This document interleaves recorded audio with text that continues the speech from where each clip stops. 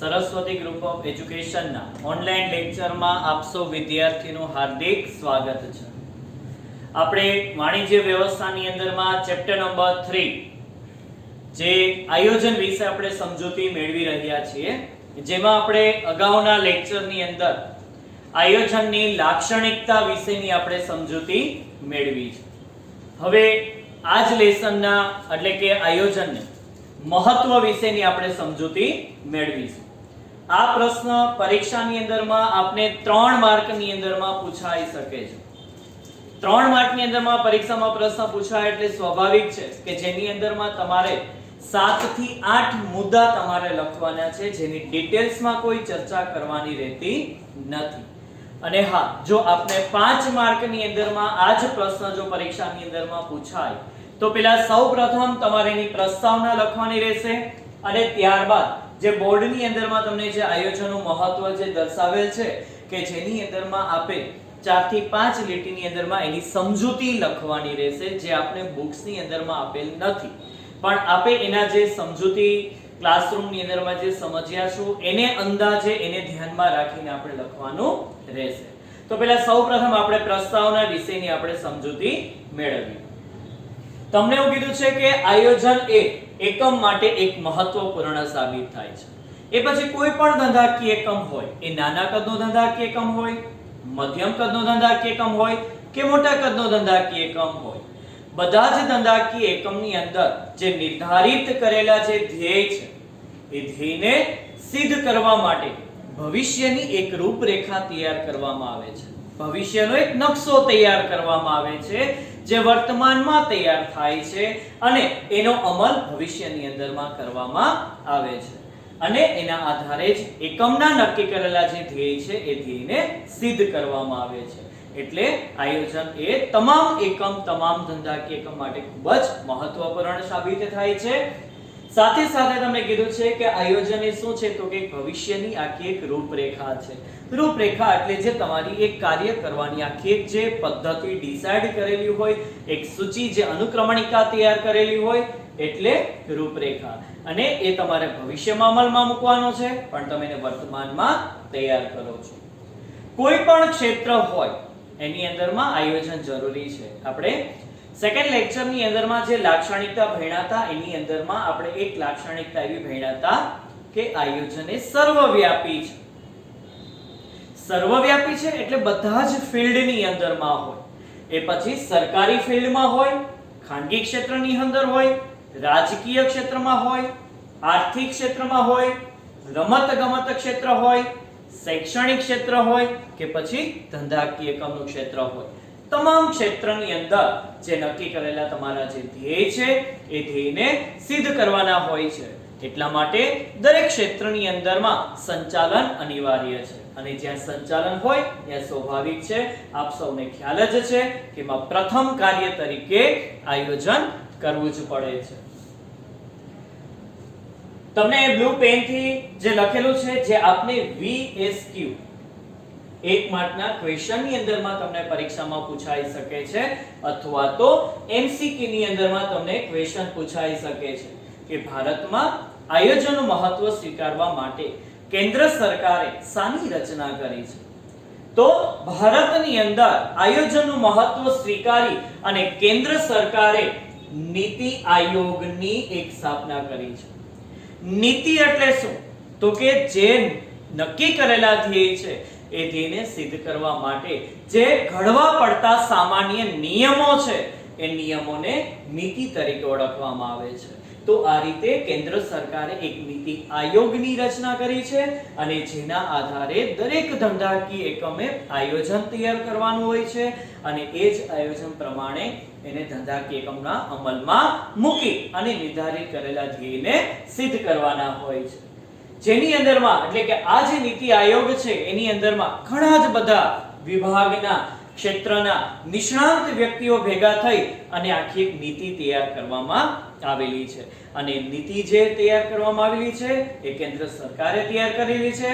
તો બધા જ રાજ્ય સરકારે પણ એ નીતિનો એને અમલમાં મૂકવાનો રહે છે અને એના આધારે ધંધાકીય એકમના ધ્યેયને સિદ્ધ કરવાના હોય છે. એ નીતિ ઘડે છે ત્યારે એને બધા જ ક્ષેત્ર ધ્યાનમાં લીધા હોય છે. ગ્રાહક લીધા હોય છે, સરકાર, સમાજ, બધાને ફાયદો થાય. માલિક તો કે એને નફો મળી રહે, કર્મચારી તો કે એને વેતન મળી રહે, ગ્રાહક છે તો એને ગુણવત્તાવાળી વસ્તુ મળી રહે, સરકાર છે તો એને ટેક્સ મળી રહે, સમાજ છે તો એનો વિકાસ થાય, એ માટેની આ લોકો યોજનાઓ ઘડે. તો આવી બધી જ બાબતોને ધ્યાનમાં રાખીને એક નીતિનું ઘડતર કરવામાં આવે છે અને એને અમલમાં મૂકતાની સાથે ઘણા બધા ફાયદાઓ થયા છે. તો આપણે આજે આયોજનનું મહત્વ વિશેની આપણે સમજૂતી મેળવીશું. મેં આખું એક તમને સૂત્ર આમાં આપેલું છે કે આયોજનનું મહત્વ શું કીધું છે. હે બકા કવિ અબ અપચો, હે બકા કવિ અબ અપચો. તેમાં પહેલો પોઈન્ટ આપણે સમજીએ. હે એટલે શું? તો તમારે યાદ રાખવાનું છે હેતુ સિદ્ધિ માટે. કોઈ પણ ધંધાકીય એકમ જ્યારે પ્લાનિંગ તૈયાર કરે છે, આયોજન તૈયાર કરે છે, ત્યારે એ આયોજનની અંદરમાં મુખ્યત્વે આપણા ધંધાકીય એકમના હેતુ હોય છે. હેતુને જ ધ્યાનમાં રાખીને આખું પ્લાનિંગ તૈયાર કરવામાં આવે છે. જે હેતુ છે એ તમારા સ્પષ્ટ હોવા જોઈએ, ચોક્કસ હોવા જોઈએ અને સિદ્ધ કરી શકાય તેવા હોવા જોઈએ. હેતુ નક્કી કરી લીધા. હવે હેતુ નક્કી કર્યા બાદ એને આપણે કઈ રીતે સિદ્ધ કરીશું, ક્યારે સિદ્ધ કરીશું, કઈ પદ્ધતિએથી અમલમાં મૂકીશું, આ બધી જ બાબતો અંગેના તમારે નિર્ણય લેવા પડે છે. અને એ નિર્ણય જે લઈ અને એ નિર્ણયનું આખું લઈ અને જે આખું યોજના બનાવો છો એ યોજનાને આયોજન કહેવાય છે. હેતુ વગરનું કદી આયોજન ના હોઈ શકે. તમારો કોઈ ગોલ જ નથી, તમારો કોઈ હેતુ જ નથી, તો તમે પ્લાનિંગ કરવાના, તમે આયોજન કરવાના તો કે નથી કરવાના? શું કામ? કારણ કે તમારો હેતુ નથી. પ્લાનિંગ કરીએ છીએ એની પાછળનો મુખ્ય હેતુ છે આપણા હેતુને સિદ્ધ કરવા માટે.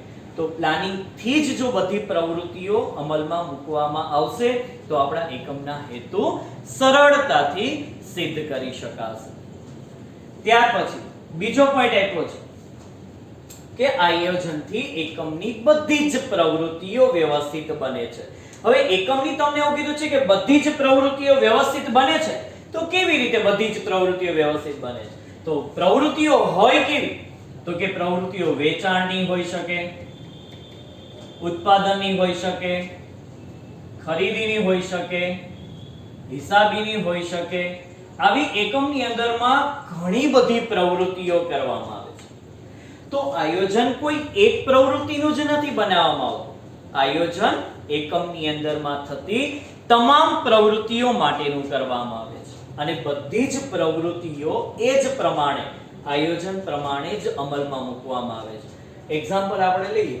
દાખલા તરીકે ખરીદી અધિકારી. તો ખરીદ વિભાગ હોય કે જેનો એક મેનેજર હોય. એ મેનેજરે વસ્તુનું ઉત્પાદન કરવા માટે કાચા માલની ખરીદી કરવાની હોય છે, રો મટીરીયલ લેવાનું હોય છે. તો એ કાચો માલ ક્યાંથી ખરીદવો, કેવી રીતે ખરીદવો, જ્યાંથી આપણે ખરીદીએ છીએ ત્યાંથી લઈને આપણા એકમ સુધી કઈ રીતે પહોંચાડવો, જેમાં વાહન વ્યવહારના પ્રશ્ન આવે. એ ખરીદી કરી લીધા પછી એ કાચા માલને ગોઠવવો ક્યાં, સાચવવો ક્યાં, ગોડાઉનની વ્યવસ્થા આવે. તો આવા ઘણા બધા પ્રશ્નો છે જે ખરીદ અધિકારીએ સોલ્વ કરવાના હોય છે. ચાલો, વસ્તુની ખરીદી થઈ ગઈ. વસ્તુની ખરીદી કરી લીધા બાદ ઉત્પાદન કરવાનું છે. તો ઉત્પાદન અધિકારીએ ઉત્પાદન કેટલું કરવું, ક્યારે કરવું, કઈ પદ્ધતિએથી કરવું, ગ્રાહકોને શું જોઈએ છે, કેવી વસ્તુ જોઈએ છે, એનું અગાઉથી જ એને પ્લાનિંગ કરેલું હોવું જોઈએ અને પછી જ એના આધારે એને વસ્તુનું ઉત્પાદન કરેલું હોવું જોઈએ. ચાલો, ઉત્પાદન થઈ ગયું. ઉત્પાદન થઈ ગયા બાદ હવે વસ્તુનું આપણે વેચાણ કરશું. તો વેચાણ કરવું છે તો બજારની અંદરમાં ગ્રાહક સુધી તમારે એ જે તમારું પ્રોડક્શન છે, તમારું જે ઉત્પાદન છે એ ગ્રાહક સુધી પહોંચાડવું છે. તો ગ્રાહક સુધી કઈ રીતે પહોંચાડશો? જેમાં જથ્થાબંધ વેપારી બી હોઈ શકે, છૂટક વેપારી બી હોઈ શકે, ગ્રાહક ડાયરેક્ટ ઉત્પાદક પાસેથી માલ ખરીદતો હોય અને ઈ ઉત્પાદકથી ગ્રાહક સુધી પહોંચાડવાના વાહન વ્યવહારના પ્રશ્ન આવતા હોય. આ બધી જ બાબતોને લગતા પ્રશ્ન આવશે. વેચાણ, જાહેરાત કરવી, વેચાણ વધારવા માટેની અલગ અલગ પ્રયુક્તિઓ યોજવી, જેમ કે ડ્રો, ઇનામી ડ્રો યોજના, કમિશન, ડિસ્કાઉન્ટ, ઓફર, એક સાથે એક વસ્તુ ફ્રી, તો આ બધી બાબતોનું પ્લાનિંગ વેચાણની અંદરમાં કરવામાં આવે છે. હવે જો બધી પ્રવૃત્તિઓ ની અંદરમાં પ્લાનિંગ પ્રમાણે જ થતું હોય તો સ્વાભાવિક છે કે આપણા જે નિર્ધારિત કરેલા ધ્યેય છે એ સરળતાથી સિદ્ધ થઈ શકે અને બધી જ પ્રવૃત્તિઓ વ્યવસ્થિત થઈ શકે. એક ઉદાહરણ તમને એ પણ આપું. તમારે 7 સબ્જેક્ટ છે રીડિંગ કરવાના. હવે તમને માની લો કે સૌથી વધુ ને વધુ ઓસી સબ્જેક્ટ ગમે છે, તો તમે ઓસી સબ્જેક્ટ ઉપર સૌથી વધુ ને વધુ ભાર મૂકશો તો એમાં કદાચ 100 માંથી 100 માર્ક આવે, પણ ઈ 100 માર્કના હિસાબે બાકીના સબ્જેક્ટની અંદરમાં તો 100 માંથી 100 નથી આવવાના ને. શું કામ? કારણ કે તમે એને એટલું બધું ઇમ્પોર્ટન્સ નથી આપ્યું. તો તમારે જો 99% પ્રાપ્ત કરવા હોય તો સ્વાભાવિક છે કે 7 સબ્જેક્ટની અંદરમાં 95 અપ માર્ક્સ હોવા જોઈએ. તો બધી પ્રવૃત્તિઓને એક સરખું મહત્વ આપવું જોઈએ. તો બધા જ વિષયોની અંદરનું પ્લાનિંગ બનાવવું પડે અને બધા જ પ્લાનિંગ ને આપણે એ રીતે ફોલો કરવાના છે કે બધા સબ્જેક્ટની અંદરમાં 95 અપ માર્ક્સ આવે તો આપણો હેતુ શું થઈ શકે? સિદ્ધ થઈ શકે. તો જેટલી પ્રવૃત્તિઓ કરવામાં આવે છે એ બધી પ્રવૃત્તિઓનું આયોજન કરવું જરૂરી છે. તો જ એકમની બધી પ્રવૃત્તિઓ વ્યવસ્થિત અને અસરકારક રીતે થઈ શકશે. ત્યાર પછી ત્રીજો પોઈન્ટ આપેલ છે, આયોજનથી સંચાલકીય કાર્યમાં સરળતા રહે છે. સંચાલકીય કાર્ય એટલે ક્યાં મિત્ર? તો સંચાલકીય કાર્ય એટલે મિત્ર આપણે આગળ સૂત્ર ભણી જ ગયા છીએ, પોસ્ટ કોર્બ. આ એક સૂત્ર જે છે એનું આખું આપણે કહીએ ને તો એને સંચાલકીય કાર્ય કહેવાય. હવે આયોજનથી સંચાલકીય કાર્ય, તો આયોજન તમે જો તૈયાર કરેલું હોય તો સંચાલનના અન્ય કાર્ય, આયોજન સિવાયના અન્ય કાર્ય. તો આયોજન સિવાયના અન્ય કાર્ય કયા થશે મિત્રો? ઓર્ગેનાઇઝેશન એટલે કે વ્યવસ્થા તંત્ર, સ્ટાફિંગ કર્મચારી વ્યવસ્થા, ડિરેક્શન અથવા ડાયરેક્ટિંગ દોરવણી, માર્ગદર્શન, કોઓર્ડિનેશન સંકલન, આર ફોર રિપોર્ટિંગ માહિતી પ્રેષણ, and last B for budgeting અંદાજ પત્ર. આ બધા જ કાર્ય તમારા થયા સંચાલકીય કાર્ય.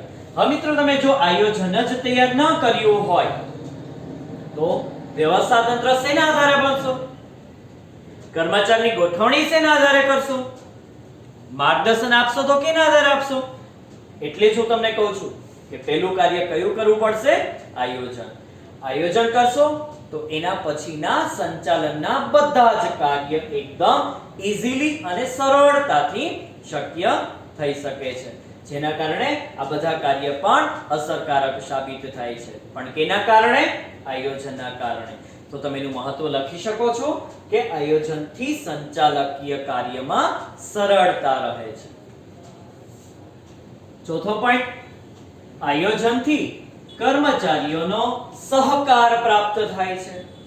જો આયોજનથી કર્મચારીઓનો સહકાર પ્રાપ્ત થાય છે એટલે તમારા ધંધાકીય એકમની અંદર તમારા જે નિર્ધારિત કરેલા ધ્યેય છે એ ધ્યેયને સિદ્ધ કરવા માટે કોણ મદદરૂપ બનશે? કોણ કામ કરશે? કર્મચારીઓ કામ કરશે. કર્મચારીઓ કામ કરે છે તો દરેક કર્મચારીઓને એની યોગ્ય જગ્યા નક્કી હોવી જોઈએ. દરેકની જગ્યા જો યોગ્ય ફિક્સ હશે તો દરેક કર્મચારીને પોતાની જવાબદારીની સભાનતા આવશે. દાખલા તરીકે વેચાણ અધિકારી છે તો એને વેચાણ અંગેનો એક્સપિરિયન્સ હોવો જોઈએ, એની ડિગ્રી એની પાસે હોવી જોઈએ. હિસાબી વિભાગ છે તો હિસાબી અધિકારી બનવા માટે સીએ ની લાયકાત હોવી જોઈએ. જો આવી લાયકાત ધરાવતા વ્યક્તિઓને નિમણૂક કરવામાં આવે અને દરેક વ્યક્તિને પોતાની લાયકાત પ્રમાણે, આવડત પ્રમાણે કર્મચારીને કામની જો સોંપણી કરવામાં આવે તો સ્વાભાવિક છે અંદરોઅંદર કર્મચારીઓ વચ્ચે કોઈ જાતની ઈર્ષા, અદેખાઈ, મતભેદ, ઝઘડા આવું કશું જ જોવા મળવાનું નથી.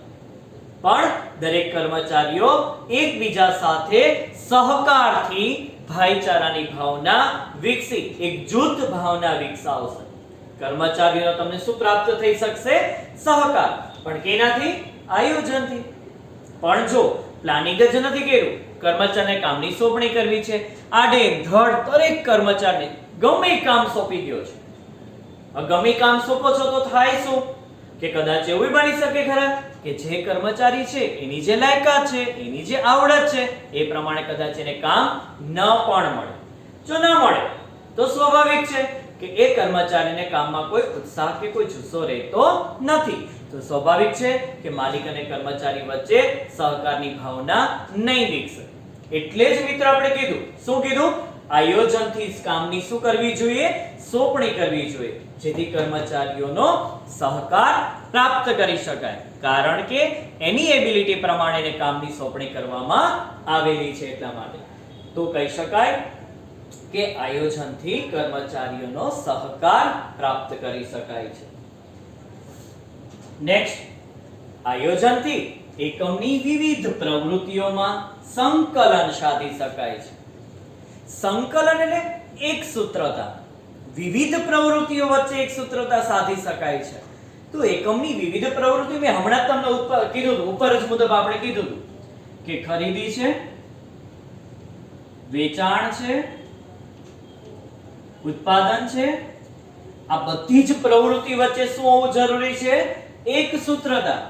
જો આ બધી વચ્ચે એક સૂત્રતા નહીં હોય, જો આપણે જોઈએ કે જેટલી કાચા માલની આપણે ખરીદી કરી છે એ પ્રમાણે વસ્તુનું ઉત્પાદન ન થતું હોય અથવા વધી ગયું હોય, ગ્રાહકનું જે વસ્તુની માંગ છે એના કરતા ઉત્પાદન ઓછું થતું હોય, માંગ કરતા ઉત્પાદન ઓછું થાય એટલે સ્વાભાવિક છે કે બજારની અંદરમાં અછત સર્જાય.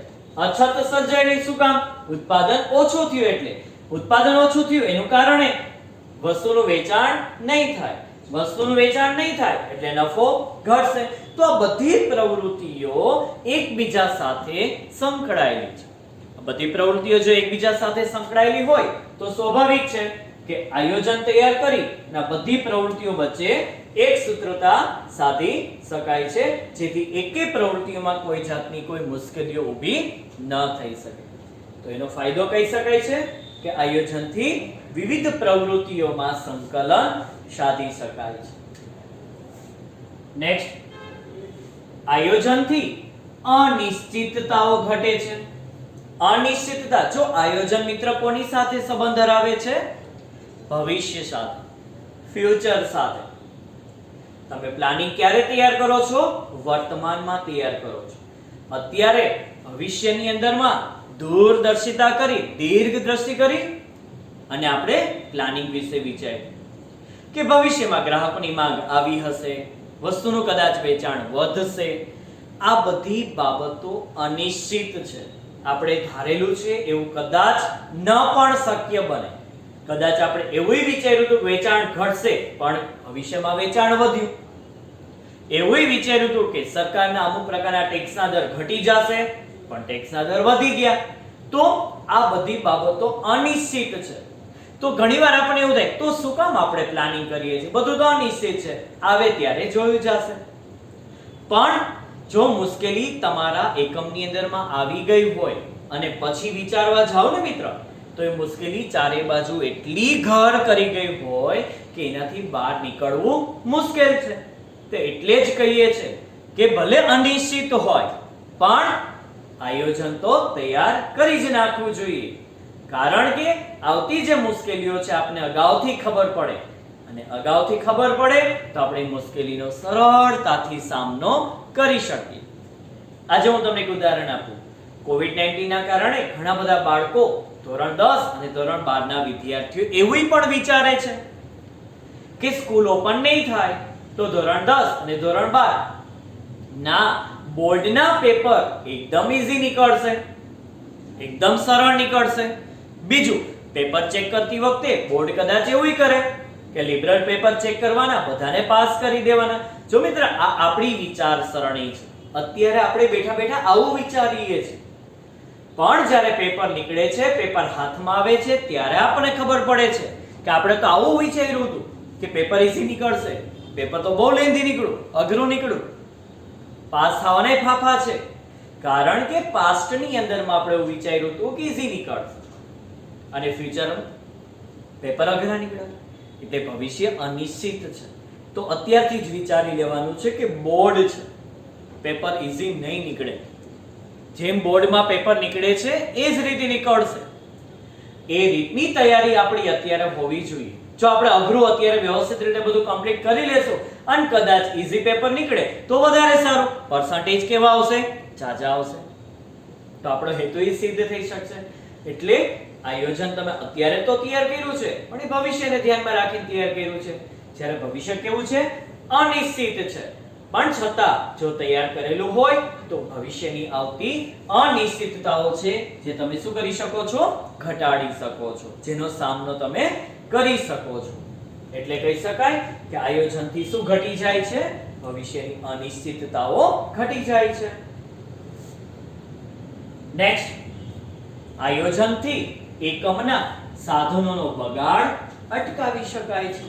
એકમના સાધનો મૂડી છે, યંત્ર છે, કાચો માલ છે, બીજા અન્ય સાધનો છે, આનો ક્યાં ઉપયોગ કરવો, કેવી રીતે ઉપયોગ કરવો, કોણ ઉપયોગ કરશે, કેટલા સમય માટે ઉપયોગ કરશે, એનું અગાઉથી પ્લાનિંગ તૈયાર કરી રાખવું જોઈએ.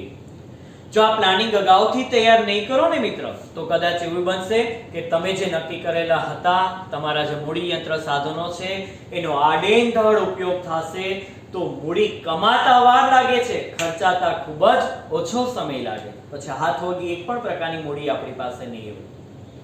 સાધનોનો આડેધડ ઉપયોગ કરવા માંડશો તો સાધનો બગડી જશે, ખર્ચાઓ વધશે. એટલા જ માટે તમારી પાસે રહેલા જે કઈ સાધનો હોય તો એ સાધનોનો અસરકારક અને મહત્તમ ઉપયોગ કરવો જોઈએ. જો ઉદાહરણ આપું, મારે અત્યારે માર્કર યુઝ કરવાની છે, આ મારા માટેનું એક સાધન છે, કારણ કે આ મારું ઉત્પાદન કાર્ય છે. બરાબર? હવે મારો આ જે સાધન છે મારા અત્યારેનો ઉપયોગ નથી, તો આયોજન એવું કહે છે કે માર્કરને ઓપન ન રાખવી, ખુલ્લી ન રાખવી, કાં તો કે માર્કર સુકાઈ જાય. તો જો જરૂર હોય તો ઓપન કરીને તમે લખી શકો છો, પણ જરૂર નથી તો માર્કર શું કરી દેવી? તો કે બંધ કરી દેવી. તો આનો મારે વધુ સમય માટે ઉપયોગ કરવો હોય તો હું કરી શકું છું. નહીતર આ શું થઈ જશે? ટૂંક સમયમાં બગડી જશે, તો મારે ફરી પાછી માર્કર પરચેસ કરવી પડશે. તો એના કરતા બેટર ક્યાં જરૂર છે, કેટલા સમય માટે જરૂર છે, અગાઉથી જ તમે નક્કી કરીને જો એ પ્રમાણે ઉપયોગ કરશો તો સાધનોનો અસરકારક અને મહત્તમ ઉપયોગ કરી શકાશે, જેથી ખર્ચ પણ ઘટાડી શકાય છે. નેક્સ્ટ, આયોજનથી અસરકારક અંકુશ રાખી શકાય છે. જો અહીં કીધું છે આયોજનથી અસરકારક અંકુશ રાખી શકાય. હવે પેલી વસ્તુ એ કે અંકુશ એટલે શું? જેને અંગ્રેજી અંદરમાં કહેવાય છે કંટ્રોલિંગ, કંટ્રોલ કરવું. હવે આયોજન અને અંકુશ આ બે વચ્ચે જે છે, હું તમને એમ કહું કે આયોજન અને અંકુશ, જો આ સંચાલનનું પ્રથમ કાર્ય છે તો આ સંચાલનનું છેવટનું કાર્ય છે. જેટલું કાર્ય પ્રથમ કાર્યનું મહત્વ છે ને મિત્ર, એટલું જ કાર્ય મહત્વનું અંકુશનું છે. કારણ કે અંકુશનું કામ શું છે? તો કે આયોજન પ્રમાણે બધું જ કામ થાય છે કે નહીં તેની ચકાસણી કરવાનું છે, તે જોવાનું છે, ભૂલો શોધવાની છે, ખામીઓ શોધવાની છે. અને એ ભૂલ ખામી જે કાંઈ શોધી લ્યો છો પછી એને દૂર કરવાના તમારે પ્રયાસ કરવાના છે, જેના કારણે તમારી બધી જ પ્રવૃત્તિ કેના તો કે આયોજન પ્રમાણે જ શક્ય બને. તો જો તમે આયોજન તૈયાર કર્યું હોય તો જ અંકુશ થશે. જો આ તૈયાર જ ન કર્યું હોય તો આ કાર્ય હોય જ નહીં. તમે કોઈ પ્લાનિંગ જ નથી કર્યું તો તમે એના ઉપર કઈ રીતે દેખરેખ રાખશો? એના ઉપર શું તમે શોધશો, શું ચકાસશો, શું તપાસશો? કઈ. આયોજન હશે તો અંકુશ હશે, અને અંકુશ હશે તો એનો મીનિંગ સમજી જ લેવાનું કે આયોજન હોય જ. એટલે જ આ બંનેને જોડિયા બાળકો તરીકે પણ ઓળખવામાં આવે છે. આયોજન અને અંકુશ એ જોડિયા બાળકો સમાન છે. બરાબર? આ બે એકબીજા વગર શક્ય નથી. હવે આ તૈયાર કર્યું છે એટલે આ કાર્ય કેવું બનશે? આપણું અસરકારક. કારણ કે તમારે જોવાનું છે, તપાસવાનું છે. એ કેના પ્રમાણે? તો કે આયોજન પ્રમાણે. જો એક બાબતનું ઉદાહરણ આપું આપને. સ્કૂલની અંદરમાં જ્યારે કોઈ શિક્ષક લેક્ચર લેવા ક્લાસરૂમની અંદરમાં જાય છે, ત્યારે ક્લાસરૂમની અંદરમાં લેક્ચર લેવા જતા પહેલા એ 1 કલાકનું આખું એને પ્લાનિંગ કરીને અમને આપવાનું હોય છે કે હું આ 1 કલાકના લેક્ચરની અંદરમાં હું શું ભણાવવાનો છું, કેટલા ટોપિક ભણાવવાનો છું, કયા ઉદાહરણો આપવાનો છું, કઈ બાબતો ફિઝિકલ સાથે સાધનો લઈ જઈને અને પ્રેક્ટિકલ રીતે સમજાવવાનો છું, એનું આખું એક એને પ્લાનિંગ આપવાનું હોય છે. હવે પ્લાનિંગ એને આખું અમને લેખિતમાં આપી તો દીધું એ શિક્ષકે, અને હવે જ્યારે ક્લાસરૂમની અંદરમાં લેક્ચર લેવા માટે જાય છે ત્યારે સ્કૂલના કોઈ પ્રિન્સિપલ કે એચઓડી છે એ પાછળ બેસી અને એનું ઓબ્ઝર્વેશન કરતા હોય છે કે જે ટીચરે આપણને પ્લાનિંગ આપેલું છે એ જ પ્લાનિંગ પ્રમાણે શિક્ષક ક્લાસરૂમની અંદરમાં સ્ટડી કરાવે છે કે નહીં. જેમાં કોઈ ભૂલ હશે, કોઈ ખામી હશે તો એ તરત એ ટીચર્સને ઓફિસની અંદરમાં બોલાવી અને એને સજેશન આપવામાં આવશે કે આપના દ્વારા આટલી આટલી ભૂલ થયેલી હતી, આટલા આટલા ટોપિકની અંદરમાં ભૂલ થયેલી હતી. તો મિત્ર આ શું કામ કરવામાં આવે છે? એટલા જ માટે કે આપણું બધું જ કામ કેના પ્રમાણે થવું જોઈએ? તો કે આયોજન પ્રમાણે થવું જોઈએ. એટલા માટે શું જરૂરી છે? અંકુશ. તો આયોજનથી આપણું કાર્ય કયું અસરકારક બનાવી શકાય છે? અંકુશનું કાર્ય અસરકારક બનાવી શકાય છે. નેક્સ્ટ, આયોજનથી એકમની પરિસ્થિતિનો ખ્યાલ આવે છે, સાચી પરિસ્થિતિનો ખ્યાલ આવે છે. તમે એકમની અંદર શું, કયા વિભાગની અંદરમાં કઈ પ્રવૃત્તિ થઈ રહી છે, કેટલી પ્રવૃત્તિ થઈ રહી છે, એનું આખું એક સુપરવાઇઝર પાસે આખું એક લિસ્ટ હોય. તમે એ પ્લાનિંગ જોવો ને તો એ પ્લાનિંગ પ્રમાણે જ દરેક વિભાગોની અંદરમાં કામગીરી થતી હોય. આખી પરિસ્થિતિ તમને, આખી સંસ્થાની પરિસ્થિતિ શું, ક્યાં કઈ પ્રવૃત્તિ કયા વિભાગમાં ચાલે છે એ જોવી હોય ને તો એનું પ્લાનિંગની અંદરમાં તમે જોવો ને તો બધું જ દેખાય. તમને એ પ્લાનિંગમાં જ તમને ખબર પડી જાય કે કઈ પ્રવૃત્તિ ક્યાં થાય છે. ઓકે, એક સરસ એક્ઝામ્પલ તમને આપું, સ્કૂલમાં છો એટલા માટે. તમારું ટાઈમ ટેબલ એ પ્લાનિંગ છે. 1 થી 7 વાગ્યા સુધી ના લેક્ચર્સ ધોરણ 12A, 12B, 12C, 11A, 11B, 11C બધાનું પ્લાનિંગ કરેલું છે. 8 ક્લાસ ડિવાઈડ થયેલા છે. તો 8 ક્લાસરૂમની અંદરમાં 1 થી 2 માં શું થઈ રહેવાનું છે, શું થવાનું છે, કઈ પ્રવૃત્તિ થવાની છે એ પ્રિન્સિપાલને જાણવું હોય તો એનો ખ્યાલ ક્યાં આવશે, શેમાંથી મળી શકશે? ટાઈમ ટેબલ ઉપરથી. ટાઈમ ટેબલની અંદર દરેક ક્લાસનો પહેલો લેક્ચર જોઈએ એટલે એને ખ્યાલ હોય કે સમીસર કયા ક્લાસરૂમની અંદરમાં છે, તો કે સમીસર 1 થી 2 12A ના ક્લાસરૂમની અંદરમાં છે. 2 થી 3 કયા ક્લાસરૂમમાં છે, તો કે સમીસર 2 થી 3 ની અંદરમાં 12B ની અંદરમાં છે. શું ભણાવે છે તો એમાં લખેલું છે ટાઈમ ટેબલની અંદરમાં ઓસી સબ્જેક્ટ, કયો ટોપિક લેવાના છે તો મેં તમને હમણાં જ કીધું અમારે એનું પ્લાનિંગ આપવાનું હોય છે તો એ પ્લાનિંગ જોયું. તો આખી એક ક્લાસરૂમની સાચી પરિસ્થિતિનો ખ્યાલ તમને શેમાંથી મળી રહેવાનો છે તો કે આયોજનથી મળી રહે છે. તો કયા વિભાગમાં કઈ પ્રવૃત્તિ કોણ કરે છે, ક્યારે કરે છે, કેટલા સમયમાં કરે છે, એ પરિસ્થિતિનો ખ્યાલ તમારે જોવો હોય તો આયોજનથી તમને સરળતાથી મળી શકે છે.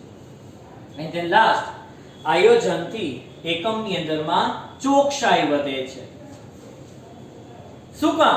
કારણ કે આપણે જે લાક્ષણિકતા જોઈ હતી કે આયોજન ચોકસાઈપૂર્વક હોવું જોઈએ. શું કામ? કારણ કે આયોજન છે એ ભવિષ્યના અંદાજો એમાં દર્શાવેલા છે, પૂર્વ ધારણાઓ દર્શાવેલી છે, ગાણિતિક આંકડાઓ એમાં દર્શાવેલા છે. જો એ આંકડાઓ અને માહિતી ચોક્કસ હશે, સાચી હશે તો આ એકમની અંદરમાં આયોજનથી જ બધી પ્રવૃત્તિ થતી હશે તો બધી પ્રવૃત્તિમાં ચોકસાઈ જોવા મળશે. જે નક્કી કરેલું છે એ જ પ્રમાણે થતું હશે, જે આંકડાઓ નક્કી કરેલા છે એ જ પ્રમાણે ઉત્પાદન થતું હશે, એ જ પ્રમાણે પ્રોફિટ થતો હશે. પણ જો તમે પ્લાનિંગ તૈયાર નથી કર્યું તો એકમની અંદરમાં અચોક્કસતાનું પ્રમાણ વધી જાય છે.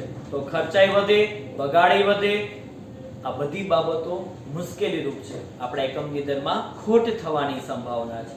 એટલા જ માટે આયોજનની અંદર, એકમની આયોજનની અંદરમાં જો આંકડાઓ, માહિતીઓ ચોક્કસ હશે તો એકમની અંદરમાં ચોકસાઈનું પ્રમાણ વધવાનું છે. આ થયા તમારા 10 પોઈન્ટ આયોજનનું મહત્વ. આપણે એક વખત ફરી પાછા દરેક પોઈન્ટને આપણે જોઈ લઈએ અને કયા કયા મહત્વના પોઈન્ટ છે કે આપણે એની અંદરમાં જોઈ શકીએ. પહેલું, હેતુ સિદ્ધિ સરળ બને. બ, બધી જ પ્રવૃત્તિઓ વ્યવસ્થિત બને. કા, સંચાલકીય કાર્યમાં સરળતા રહે, ક કર્મચારીઓનો સહકાર પ્રાપ્ત થાય, વિવિધ પ્રવૃત્તિઓમાં સંકલન સાધી શકાય, અનિશ્ચિતતાઓ ઘટે છે, બગાડ અટકાવી કરકસર કરી શકાય છે, અસરકારક અંકુશ રાખી શકાય છે, પરિસ્થિતિનો સાચો ખ્યાલ આવે છે, અને એટલે એકમની અંદરમાં ચોકસાઈનું પ્રમાણ વધે છે. તો મિત્રો આ થયો તમારો 3 માર્કનો પ્રશ્ન. તો ખાલી મુદ્દા લખવાના છે, 5 માર્ક હશે તો પ્રસ્તાવના લખી અને મેં જે સમજૂતી આપને સમજાવી છે એના આધારે આપ એની અંદરમાં 3-3, 4-4 પોઈન્ટ સમયની અંદરમાં લખી શકો છો. આભાર.